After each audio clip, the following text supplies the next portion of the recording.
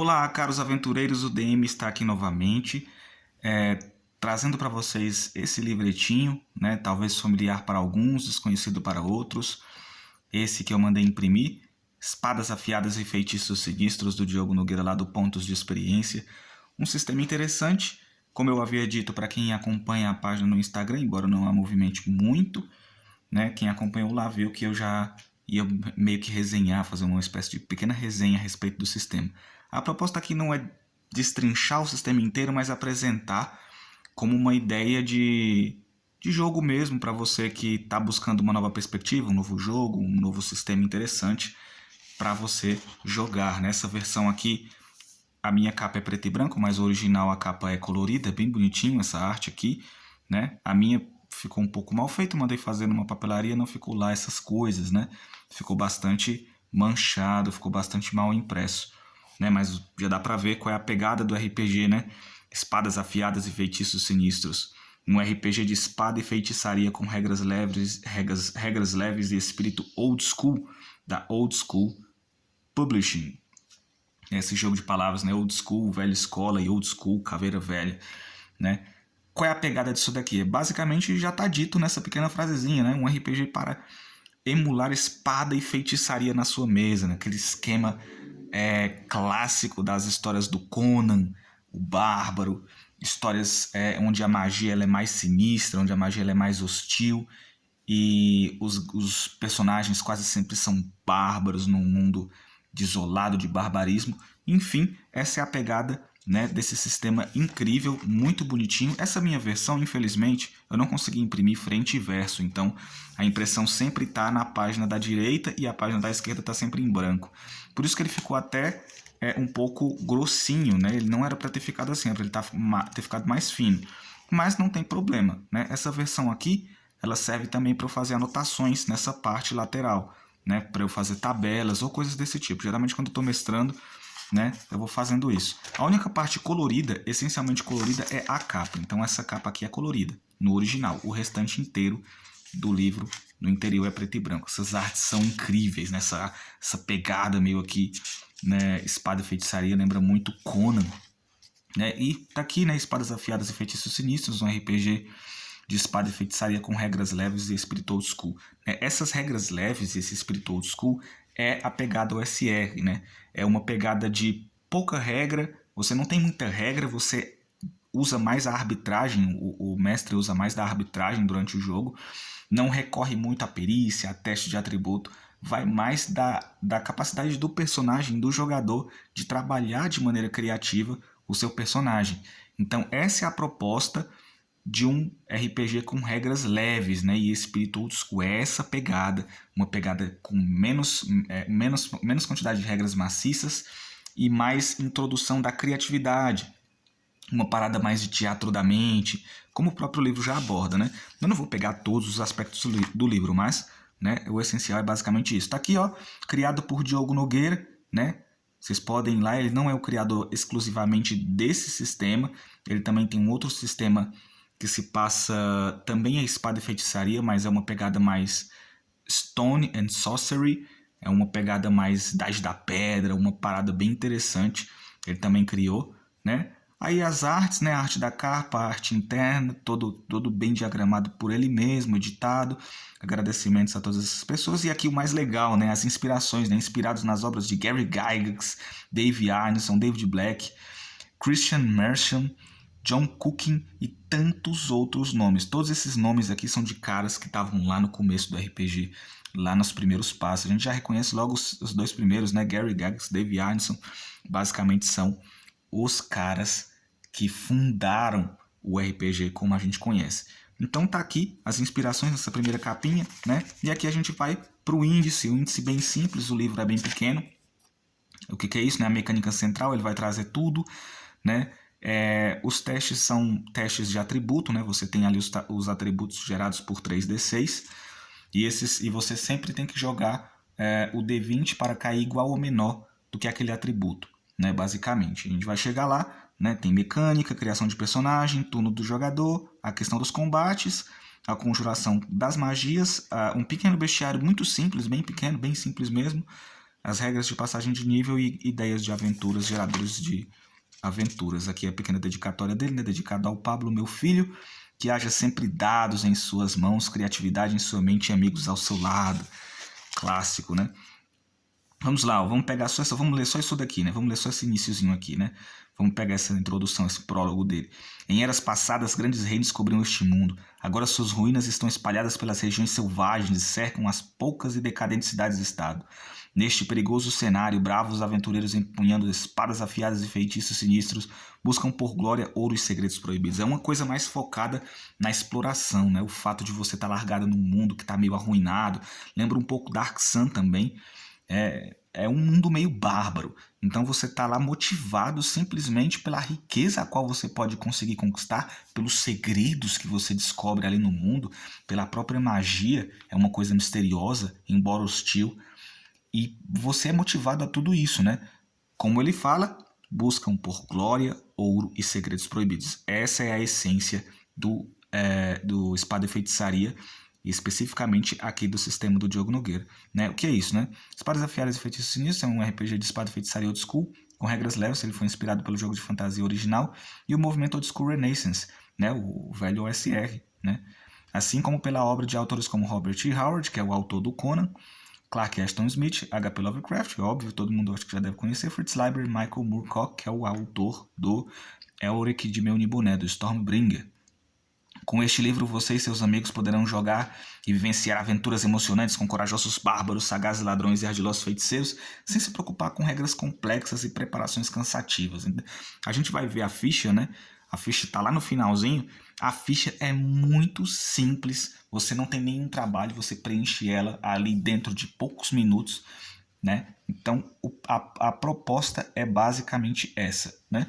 Na mecânica está lá o D20 para fazer o teste de atributo, como eu havia dito, né? Você joga o teste de atributos, você precisa obter igual ou menos do seu teste, basicamente. Tem regras de teste resistido, dado positivo e dado negativo. Como é que funciona o dado positivo e o dado negativo? Quando você tem um dado positivo, você joga lá 2D20, né? Muito parecido com a vantagem da quinta edição. Joguei 2D20 e ali nos 2D20 eu obtive dois resultados. Então, quando eu tenho um dado positivo, eu escolho o resultado maior e aplico. Quando eu tenho um dado negativo, é o contrário, eu escolho o resultado menor. Muito interessante. O dado de uso é uma regrinha que está lá no Forbidden Lands, né? Os dados de uso são aquela regrinha que você começa com, por exemplo, você começa com um dado de uso de 1D12. Se por acaso acontecer alguma coisa, você quiser gastar esse dado de uso de D12 reduz para o D10, que é um dado anterior. E se você fizer a mesma coisa do D10, você reduz para o D8, e depois do D8 para o D6, depois do D6 para o D4. Então é uma redução para categorias de dados anteriores, né? E usa mais para testes de sorte ou coisa desse tipo, que é uma característica específica desse jogo, né? A rolagem de sorte, basicamente cada arquétipo, né? Existem 3 arquétipos e cada arquétipo tem uma quantidade de dados de sorte. Você vai rolar ali seus dados de sorte para realizar algumas ações, obter algum dado positivo ou forçar alguma coisa a acontecer como você gostaria que acontecesse, enfim, né? E aí você pode gastar esses dados de sorte que começam numa quantidade e, como foi dito lá, né, você gasta o dado, né? Se você tem um D6 de dado de sorte, você gastou o D6, você vai lá para o D4. Se você gastou o D4, não tem outro dado anterior. Então, se o mestre quiser usar o D3, ele vai voltar para o D3. Então, por aí vai, né? Vai sempre uma redução, diminuindo ali como se fosse um recurso, praticamente. Olha essa arte, que incrível, né? Essas artezinhas preto e branco, bem estilo old school, são muito boas. Aí tá aqui a criação de personagem de maneira bem simples, né? Role os valores, que são os atributos, a gente vai rolar 3d6 para definir, né? Escolha um arquétipo, tem 3 arquétipos aqui, né? Guerreiro, especialista e conjurador, né? O guerreiro engloba o bárbaro, o soldado, o especialista engloba o assassino, o ladrão, e o conjurador engloba ali uma espécie de sacerdote, um feiticeiro, um mago, algo assim do tipo. Então tudo está envolto nesses 3 arquétipos, então basicamente é isso. Tem a questão da vocação, da complicação e do equipamento. Eu vou dar um pulinho aqui, né?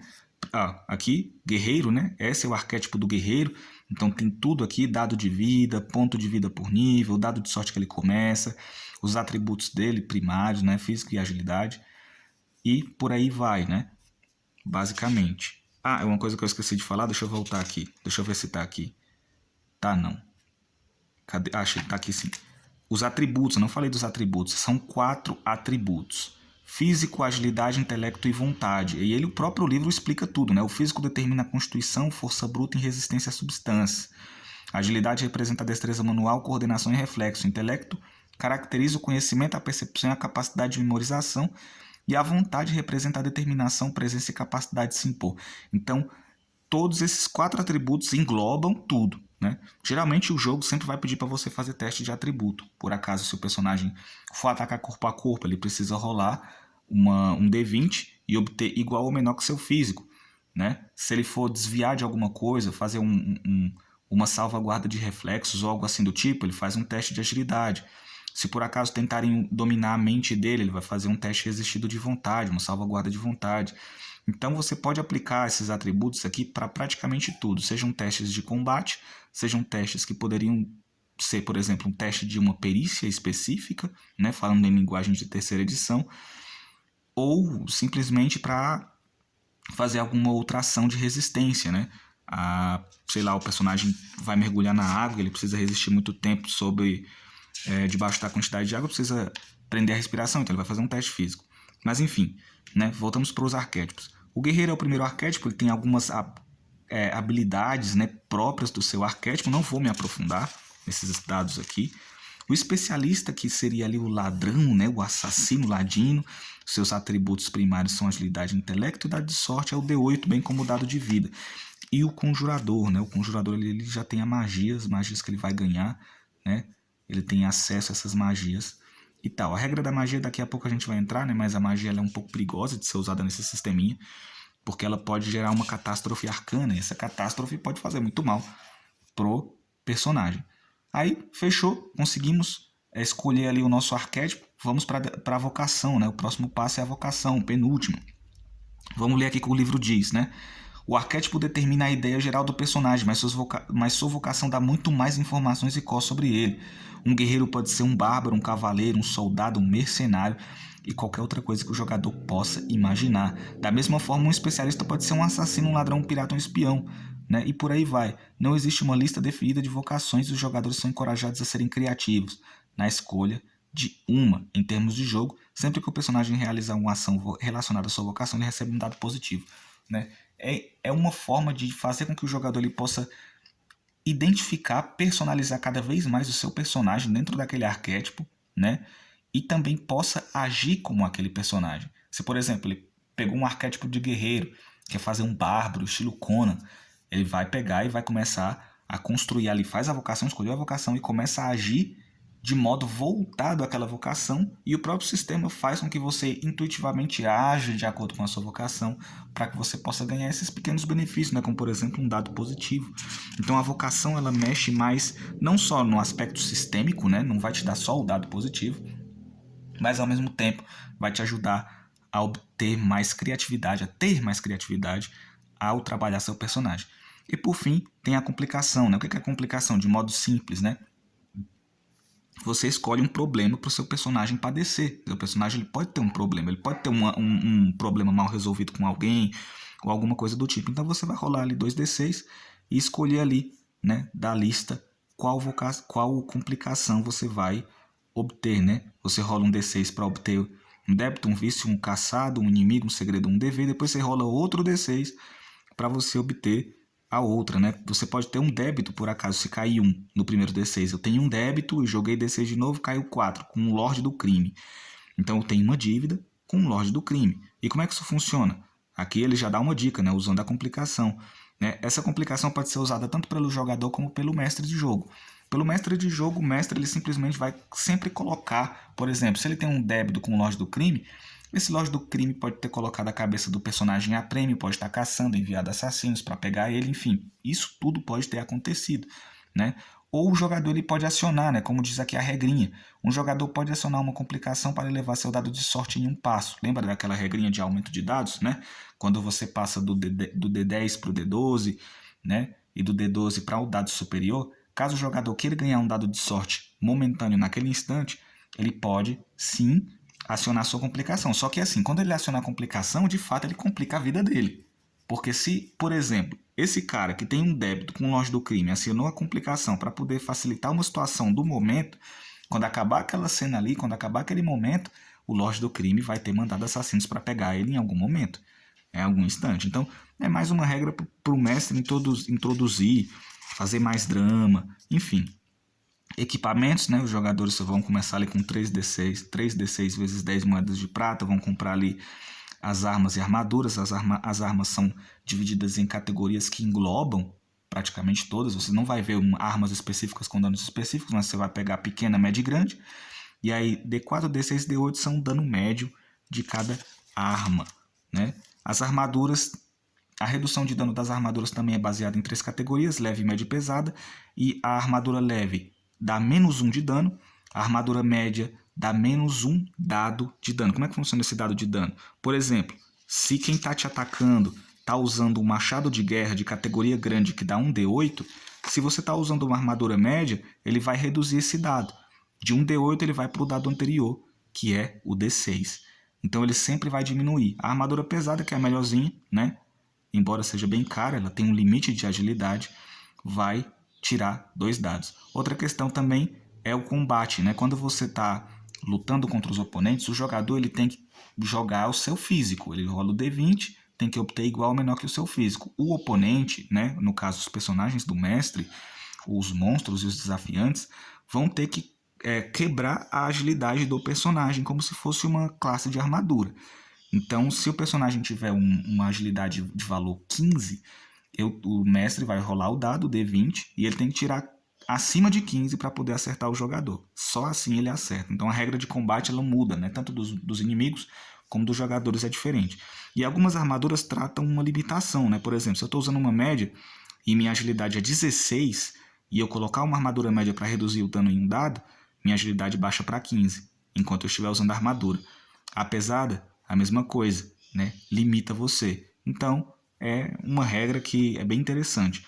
E os escudos, daqui há 3 categorias de escudo no jogo, né? Cada um pode designar um número de dado negativo contra ataques por rodada. É uma regra para ser usada, né? Por exemplo, se o jogador ele vai levantar o escudo para proteger, ele designa um dado negativo para aquele ataque durante a rodada, né? Lembra da regrinha do dado negativo. O oponente vai rolar 2d20, escolher o menor resultado para acertar o oponente. É claro que sempre vai confluir no erro do personagem, no erro do oponente, do atacante. Esse é o propósito.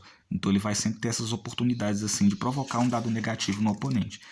Equipamento de aventura, clássico, né? Limite de carga, é óbvio.